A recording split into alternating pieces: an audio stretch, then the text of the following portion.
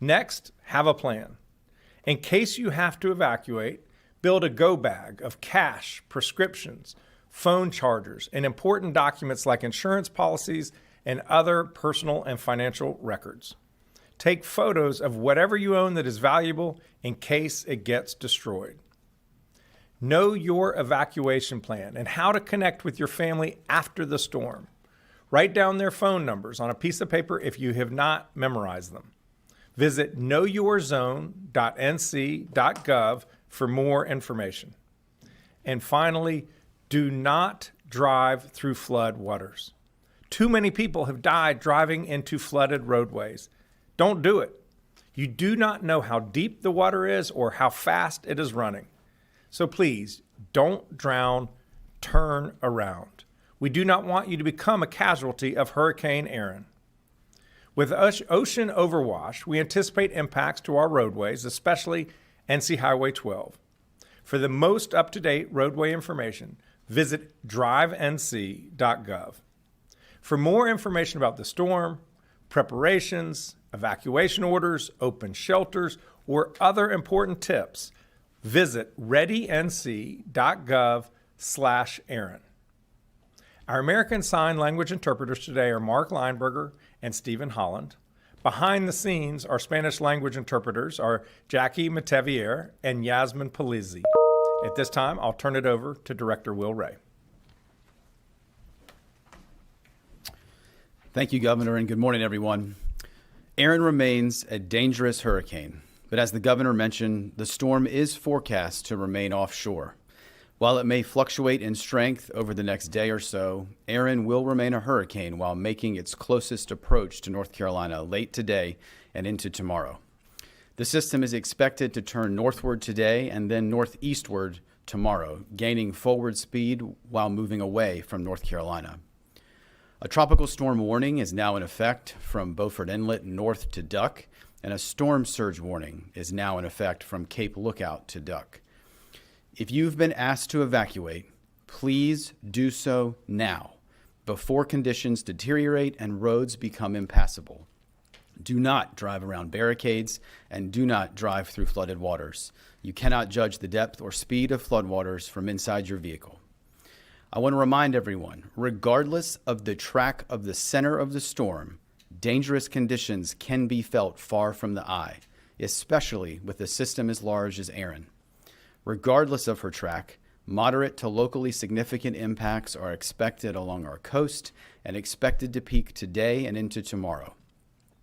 Extremely large, dangerous waves forecasted around 20 feet in height, along with storm surge of 2 to 4 feet on top of the surf, will likely impact the dunes along portions of the North Carolina coast, especially east and southeast facing beaches and the Outer Banks. Numerous roadways will likely become impassable, especially on Highway 12, as the governor mentioned, and in communities on the barrier islands. This will be a longer duration event, with coastal flooding expected over several high tide cycles. We will see rain bands trailing Erin that will also impact the area, already saturated soils across the area, which could lead to extended impacts. Please be sure to have multiple ways to receive weather alerts, especially during the overnight hours. You need to be informed by receiving information from reputable sources of information and have a plan to protect yourself and your family. Hurricane Erin is already creating extremely dangerous and life-threatening rip currents for all of the North Carolina coast that will linger through the week. We've seen a high number of rescues along the coast, and you should avoid swimming anywhere on the North Carolina coast right now. The State Emergency Response Team began preparations late last week as soon as forecasts began to indicate that North Carolina may receive impacts. And today, the State Emergency Operations Center is activated, as is our Regional Coordination Center East in Kinston, to facilitate the movement of resources and commodities into impacted communities and to support local response. Yesterday, North Carolina Emergency Management deployed 3 of our state's swiftwater rescue teams from partners in the North Carolina Marine Patrol, North Carolina Wildlife Resources, and a joint team made up of the Wake Forest Fire Department and Knightdale Fire Department, as well as 3 of our state's search and rescue task forces from Buncombe County, the Charlotte Fire Department, and the Greensboro Fire Department, all of which have water rescue, structural collapse, and wide area search capabilities. These search and rescue assets are positioned in eastern North Carolina to quickly respond to assist first responders and local emergency managers with response needs. We've activated approximately 200 North Carolina National Guardsmen with high clearance vehicles and positioned them across the coastal plain to support quick response into those impacted communities. Aircraft have been placed on standby from the North Carolina National Guard and the State Highway Patrol to support rescue needs as well as movement of commodities, teams, or equipment. With the potential for roadways to be impassable for multiple days, we are also activating the additional heavy lift aircraft that the governor mentioned from neighboring states to support large-scale movement as a contingency plan. Our logistics teams remain ready to support commodity distribution from our warehouses and partners into those impacted areas. Additional local emergency managers and public safety personnel have deployed from non-impacted portions of our state to serve on incident management teams, which will assist those impacted communities. The North Carolina Department of Transportation has equipment and personnel staged and ready to clear roadways along the coast as conditions improve later this week, and the North Carolina Highway Patrol is working to ensure safe evacuation routes and that road closures are put into place when necessary. As the governor mentioned, there have been evacuation orders for visitors and residents in portions of Dare and Hyde counties, particularly Hatteras and Ocracoke, and those orders do remain in place. Anyone in those areas should heed these evacuation orders for your own safety and as well as other direction from public safety officials. For anyone evacuating that needs somewhere to stay, a state-operated shelter is open and is safely located in Warrenton. As the governor mentioned, pets are welcome at this shelter, and you can find information by visiting readync.gov/Erin. Finally, I want to mention that while all eyes are on Erin and its impacts to our coast and those communities, North Carolina emergency management personnel and our local emergency management partners remain also focused on facilitating recovery efforts across Western North Carolina. The Joint Recovery Office remains open in Asheville without interruption, as are the multi-agency recovery centers, which have served over 6,800 Helene survivors to date. Areas in our central part of the state have also recently experienced impacts from Tropical Storm Chantal, and those disaster recovery centers remain open in local communities that were impacted. State individual assistance is available to those Chantal survivors while we await a decision from the federal government on North Carolina's request for a major disaster declaration for public assistance, which would provide additional recovery resources to those impacted communities and our state. Please remain informed and have a plan to protect yourself today, tonight, and tomorrow if you are along our coast. I continue to be incredibly proud of the partnerships of our state emergency response team, public sector, private sector, nonprofits, and volunteer agencies at all levels, working together to support the 10.8 million North Carolinians we all serve. Together, we are stronger and more resilient. Thank you, Governor. At this time, happy to take questions from the room to any of the participants on the stage. Please just go to either side to ask your question. Thanks, Governor. Laura Leslie with WRAL. We reported yesterday that we're still waiting for hundreds of millions of dollars, I gather, from aid from FEMA. Can you talk about whether that's going to impact our ability to respond to Erin? And, has the federal government been a good partner in getting ready for this hurricane season? Well, I want to acknowledge and express my appreciation to FEMA and the Department of Homeland Security.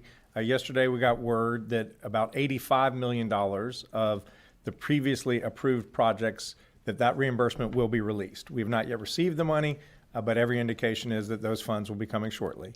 Now, we still have $100 million in other projects that are due for reimbursement, and it creates real financial strain, especially for the local governments, but also the state. And so we will continue to work with our federal partners to make sure that the reimbursements are processed as quickly as possible.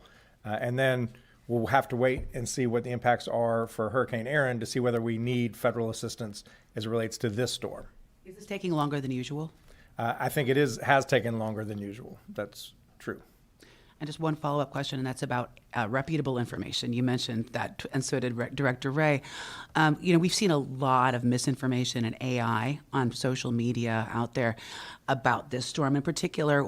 Is there anything the state can do about that? And what do you recommend that people do in order to make sure they're not getting taken in by scams or other misinformation? I think if you want to truly know what's going on with the storm, I would watch weather channels. I would watch local TV news. I would listen to the National Weather Service. I would go to those sources.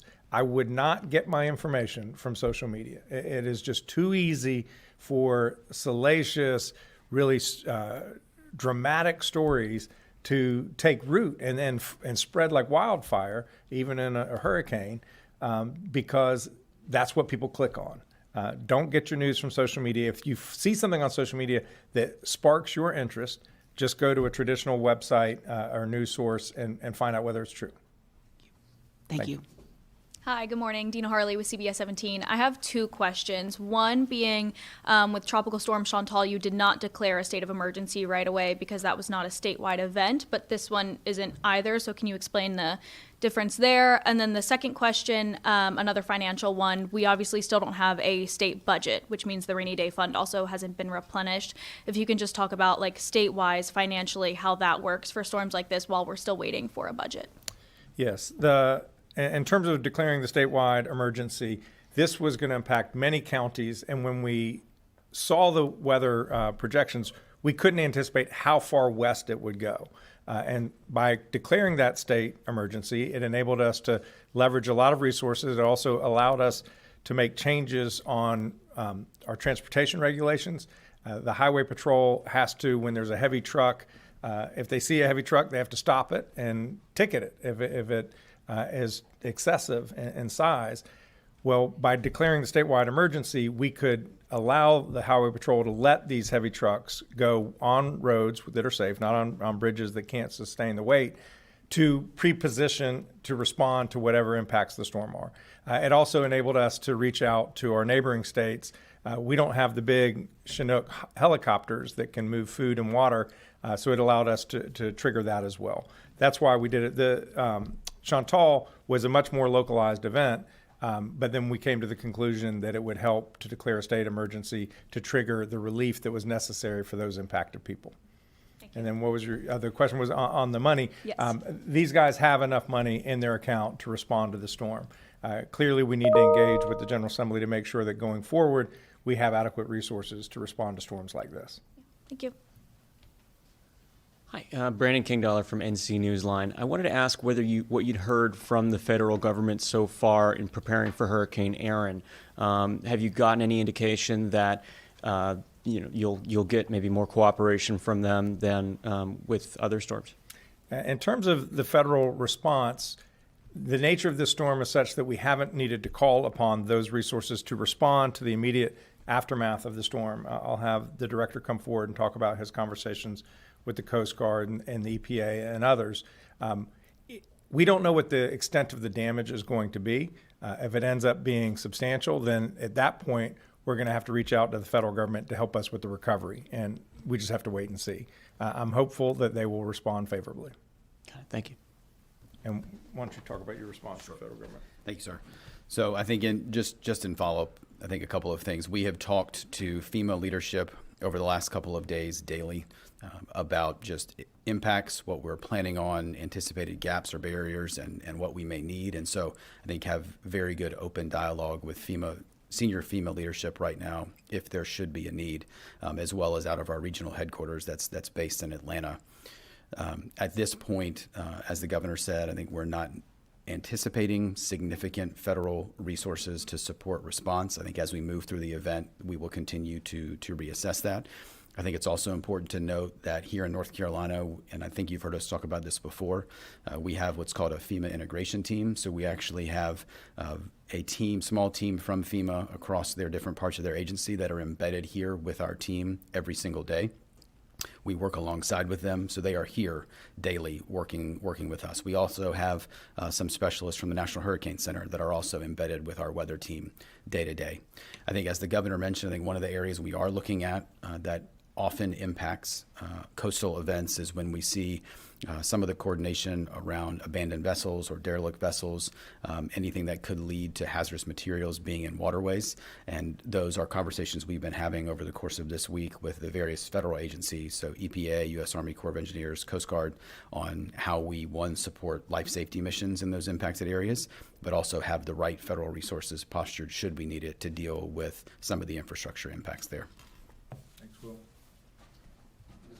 Or the Governor, Dwan Hoggard, WTVD. First things, after the response of Helene, and even now how folks there in the western part of the state are still recovering right now, what lessons have you learned from that major event, and how are you applying it to Hurricane Erin? And then secondly, I know you guys are having those conversations at the federal level. A lot of folks in the western part of the state were probably expecting something a little bit more, maybe from a state and federal level. How confident are you that the state will get what it needs from the federal government if you have to make that phone call?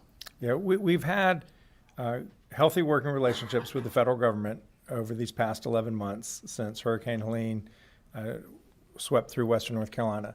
In terms of the extent of federal support, it has not met the need.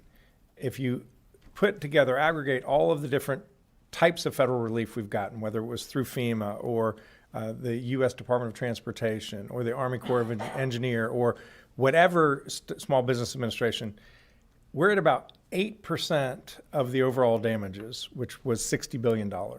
So we're grateful for every dollar that we get.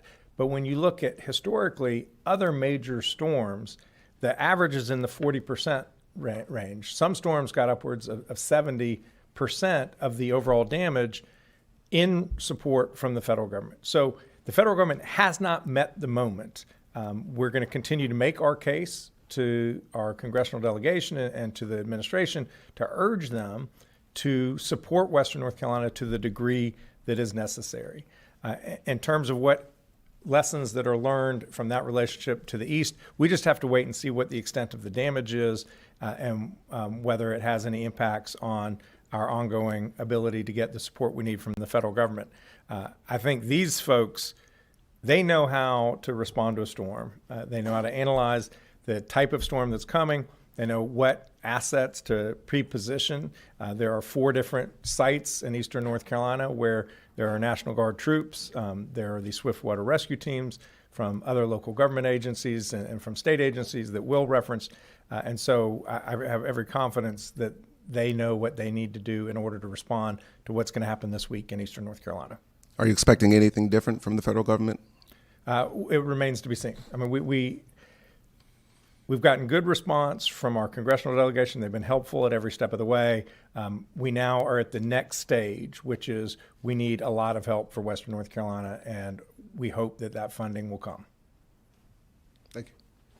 Well, Hey, Governor Will Doran from WRAL. You spoke about the concerns with Highway 12. Director Ray spoke about that as well. And I don't know how many hundreds of millions of dollars the state has spent on that one specific road in recent years, but are there broader conversations that we need to be having about the viability of those roads or other coastal roads so that there isn't as much damage every single time we get a hurricane coming through? yeah, well, we'll just obviously have to wait and see what the extent of the damage is with this storm.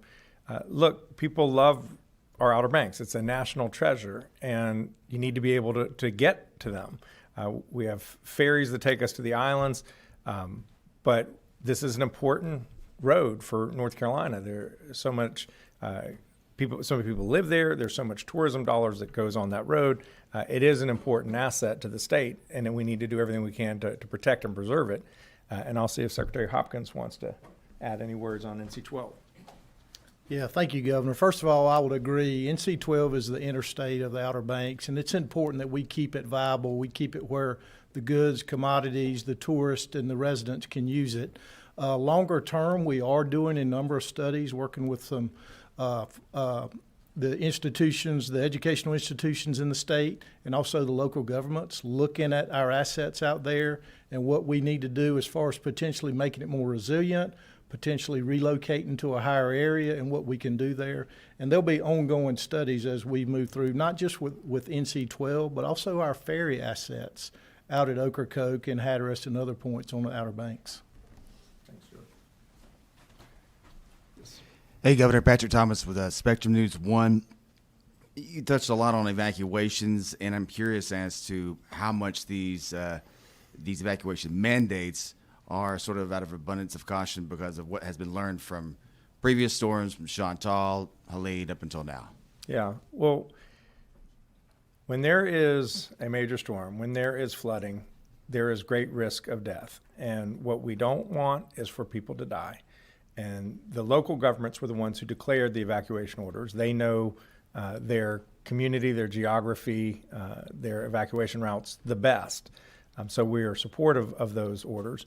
We're going to do everything in our power to keep people safe. If you are on one of the two islands, Hatteras or Ocracoke, and can get off still, the ferries I think are running for another hour or two, we urge you to do that. And if you have not evacuated, make sure you batten down the hatches. And Governor, as a follow-up, what is your real level of confidence that FEMA will answer the call for what has already happened with Helene, but also because of what happened in Kirk County, Texas, and the slow response, that if anything does come of this with Hurricane Erin, they'd be able to help the state of North Carolina? Clearly, there's a lot of turmoil or consternation in Washington about what to do with FEMA. I mean, the president initially declared he wanted to get rid of FEMA. He's created a FEMA review council. I think the latest indication is that they're going to keep and reform FEMA. That is an outcome that I heartily embrace. There are things we can do that will help FEMA serve our people better. But we absolutely need the partnership of the federal government. These storms, this one appears to be localizing on North Carolina, but many of the storms hit an entire region. The scale of these storms are massive, $60 billion in Western North Carolina from Hurricane Erin. Those kind of resources don't exist in Western North Carolina to respond. Heck, our state 2-year budget is $66 billion. So essentially we would have to forego the entire 2-year budget just to get Western North Carolina back to where it was before.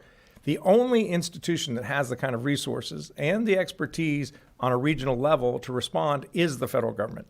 That is why it is essential that we keep and improve FEMA on a going forward basis. We will continue to engage our federal partners to have a constructive, positive relationship to make sure that the people of Western North Carolina, the people of Eastern North Carolina, the coast, people in Central, we have a public assistance request before FEMA as it relates to Chantal right now. So we need their help, their partnership, and we are eager to continue to develop that. Thank you. All right, and we'll go to the phone. If there are any questions online or on phone, please raise your hand.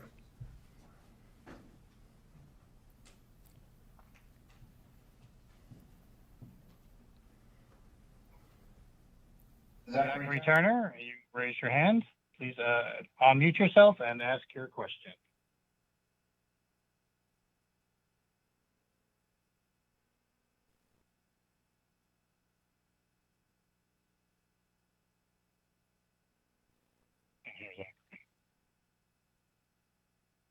Zachary, we can't hear you. Yeah, we can't hear you.